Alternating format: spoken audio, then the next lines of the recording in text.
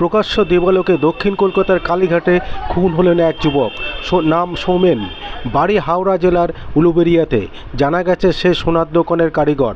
দোকানের সময় ময়লা ফেলার গাড়ি এসে দোকানে ধাক্কা মারলে কেন্দ্র করে গন্ডগোল বাঁধে। এরপর উলুবেড়িয়ায় ওই যুবককে ছুরি দিয়ে কোপানো হয়। ঘটনাস্থলে পৌঁছেছে পুলিশ। আপনারা দেখছেন নিউজ নদিয়া এক্সপ্রেস। চ্যানেলটিকে সাবস্ক্রাইব, লাইক, শেয়ার এবং ফেসবুক পেজটি ফলো করুন আর দেখতে থাকুন নিউজ নদিয়া এক্সপ্রেস।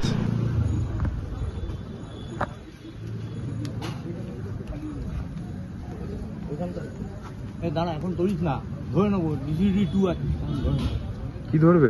পাঠিয়ে দিচ্ছি আমি, দাঁড়াচ্ছি পাঠাই। অফিসের থেকে তো চাইতে পারবো না, দেখি অন্য কারো কাছে।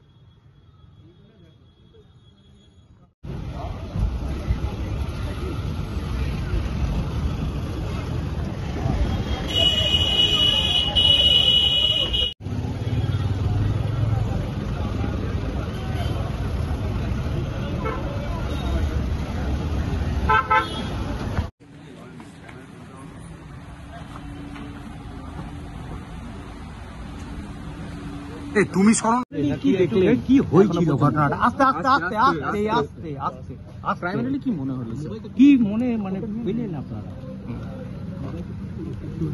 হ্যাঁ, বলুন।